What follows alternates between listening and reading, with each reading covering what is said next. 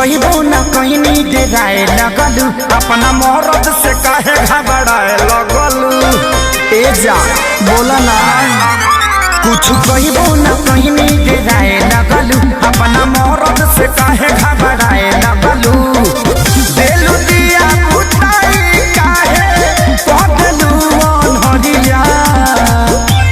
सुनो बहुत उठे दादा कोमल के भितरिया बहुत उठे दादा कोमल के भितरिया। दवाई लिया निका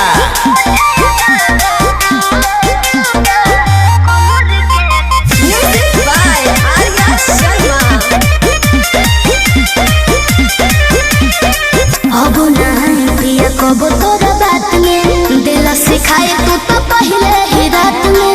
काहे उदास कोई लेलू तू मन हो, तू हो रानी हम दिल के धड़कन हो। सब झूठ बोलता नहीं लोग। आजा अब ना प्रिया कबो तोरा बात में दिला सिखाए तू तो पहले ही रात में। काहे उदास कोई लेलू तू मन हो, तू हो रानी हम दिल के धड़कन हो।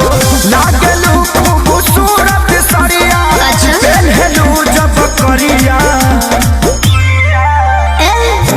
दोहरात उठे दादा कोमल के भितरिया दोहरात उठे दादा कोमल के भितरिया।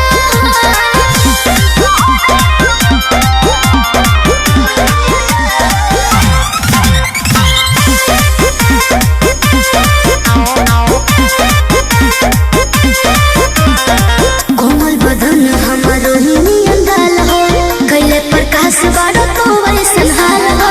सोनुआ संजय के कहला में आके कोई हम गलती रानी तो के ना जमा के। एहसास हो गई। हाँ कोमल बदन हमारो नियन गाल हो, कैले प्रकाश बारो तो वैसन हाल हो। सोनुआ संजय के कहला में आके कोई हम गलती रानी तो के ना जमा के। देखी माजा दूरे से ले ले आ रहा है सदिया।